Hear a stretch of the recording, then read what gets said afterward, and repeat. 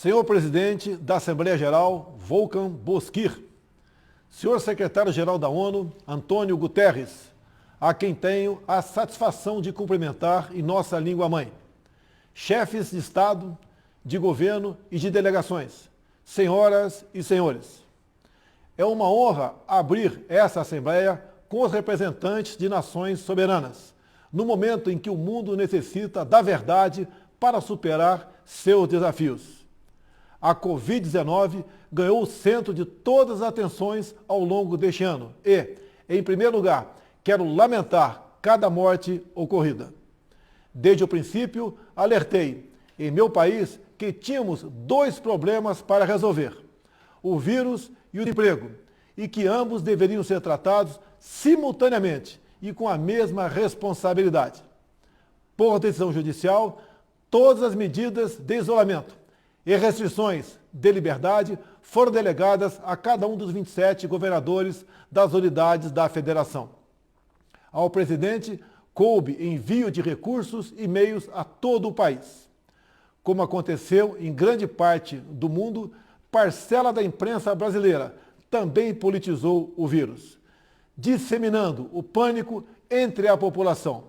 Sob o lema "Fique em casa" e "A economia a gente vê depois", quase trouxeram o caos social ao país. Nosso governo, de forma arrojada, implementou várias medidas econômicas que evitaram o mal maior. Concedeu auxílio emergencial em parcelas que somam aproximadamente $1.000 para 65 milhões de pessoas, o maior programa de assistência aos mais pobres no Brasil e talvez um dos maiores do mundo. Destinou mais de $100 bilhões para ações de saúde, socorro a pequenas e microempresas, assim como compensou a perda de arrecadação dos estados e municípios. Assistiu a mais de 200 mil famílias indígenas com produtos alimentícios e prevenção à Covid.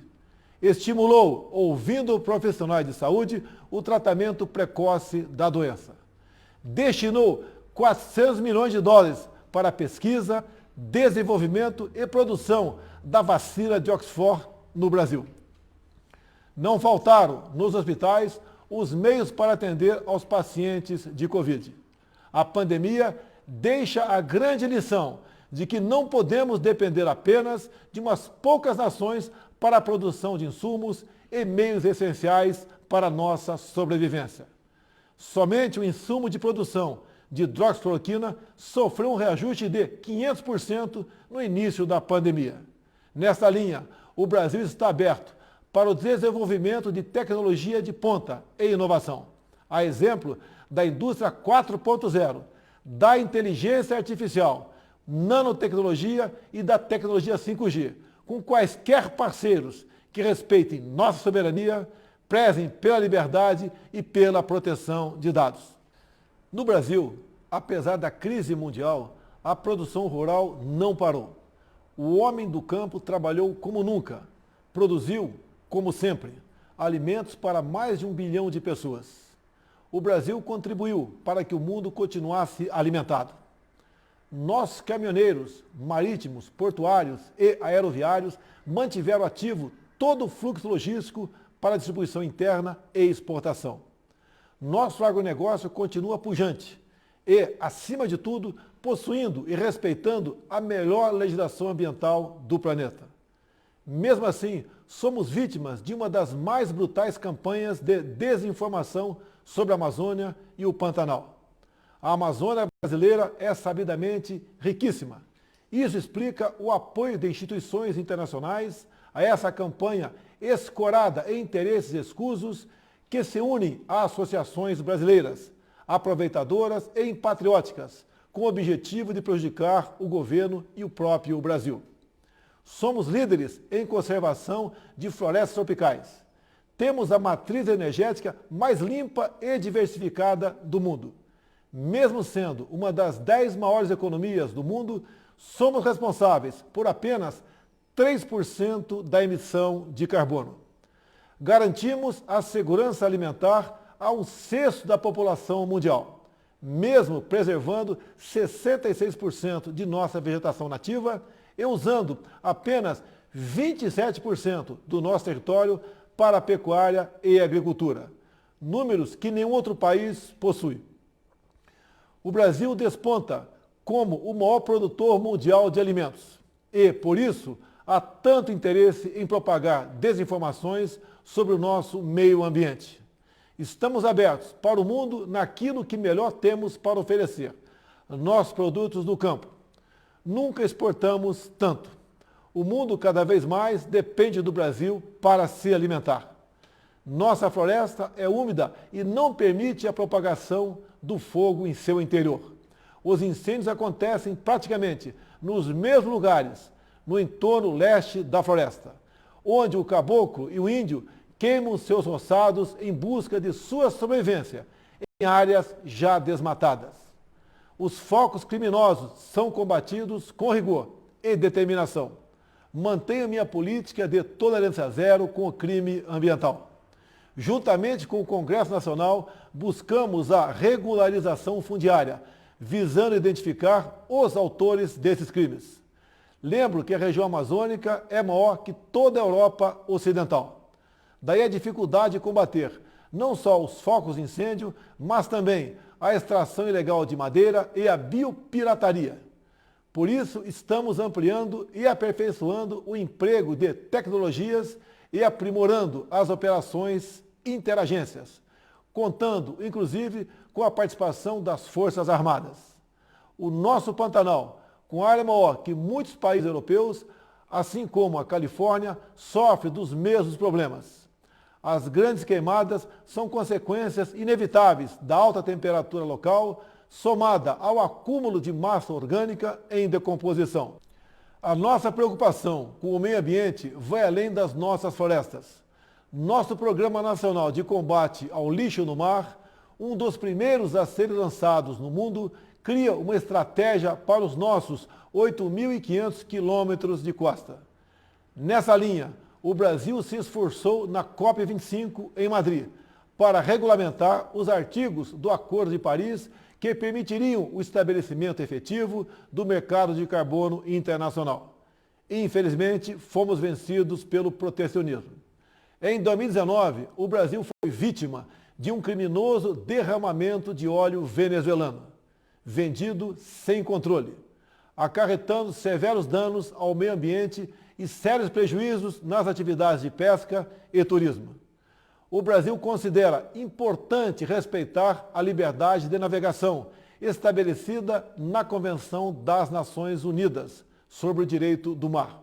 Entretanto, as regras de proteção ambiental devem ser respeitadas e os crimes devem ser apurados com agilidade, para que agressões como a ocorrida contra o Brasil não venham a atingir outros países.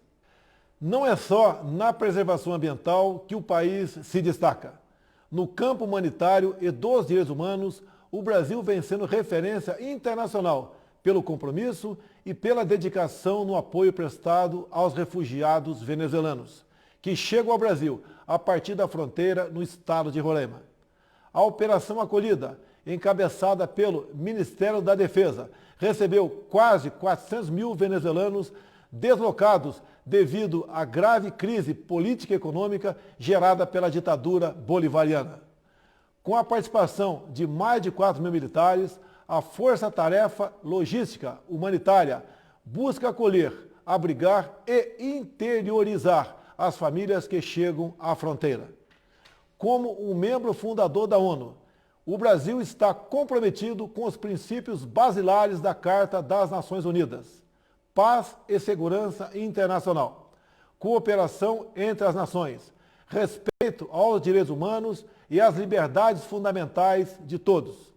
Nesse momento em que a organização completa 75 anos, temos a oportunidade de renovar nosso compromisso e fidelidade a esses ideais. A paz não pode estar dissociada da segurança. A cooperação entre os povos não pode estar dissociada da liberdade. O Brasil tem os princípios da paz, cooperação e prevalência dos direitos humanos inscritos em sua própria Constituição. e, tradicionalmente, contribui, na prática, para a consecução desses objetivos. O Brasil já participou de mais de 50 operações de paz e missões similares, tendo contribuído com mais de 55 mil militares, policiais e civis, com participação marcante em Suez, Angola, Timor-Leste, Haiti, Líbano e Congo.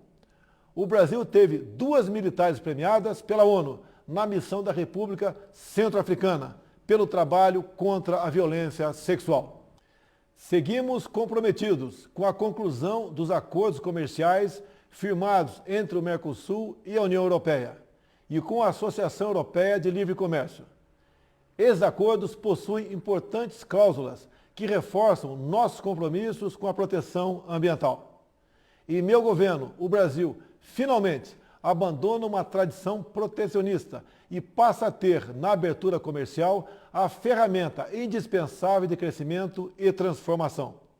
Reafirmo nosso apoio à reforma da Organização Mundial do Comércio, que deve prover disciplinas adaptadas às novas realidades internacionais. Estamos igualmente próximos do início do processo oficial de acessão do Brasil à OCDE. Por isso, já adotamos as práticas mundiais mais elevadas em todas as áreas, desde a regulação financeira até os domínios da segurança digital e da proteção ambiental. No meu primeiro ano de governo, concluímos a reforma da Previdência e, recentemente, apresentamos ao Congresso Nacional 2 novas reformas, a do sistema tributário e a administrativa. Novos marcos regulatórios em setores-chave, como o saneamento e o gás natural, também estão sendo implementados.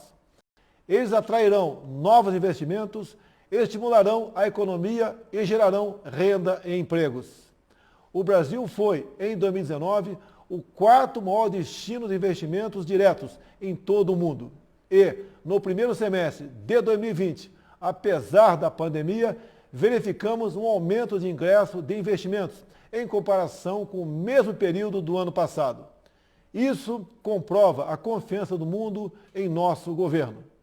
O Brasil tem trabalhado para, em coordenação com seus parceiros sul-atlânticos, revitalizar a zona de paz e cooperação do Atlântico Sul. O Brasil está preocupado e repudia o terrorismo em todo o mundo. Na América Latina, continuamos trabalhando pela preservação e promoção da ordem democrática como base de sustentação indispensável para o progresso econômico que desejamos. A liberdade é o bem maior da humanidade. Faço um apelo a toda a comunidade internacional pela liberdade religiosa e pelo combate à cristofobia. Também quero reafirmar minha solidariedade e apoio ao povo do Líbano pelas recentes adversidades sofridas. Cremos que o momento é propício para trabalharmos pela abertura de novos horizontes, muito mais otimistas para o futuro do Oriente Médio. Os acordos de paz entre Israel e os Emirados Árabes Unidos e entre Israel e o Bahrein, 3 países amigos do Brasil, com os quais ampliamos imensamente nossas relações durante o meu governo, constitui excelente notícia. O Brasil saúda também o plano de paz e prosperidade lançado pelo presidente Donald Trump, com uma visão promissora para, após mais de 7 décadas de esforços, retomar o caminho da tão desejada solução de conflito israelense-palestino. A nova política do Brasil de aproximação simultânea a Israel e aos países árabes converge com essas iniciativas, que finalmente acende uma luz de esperança para aquela região. O Brasil é um país cristão e conservador e tem na família a sua base. Deus abençoe a todos. O meu muito obrigado.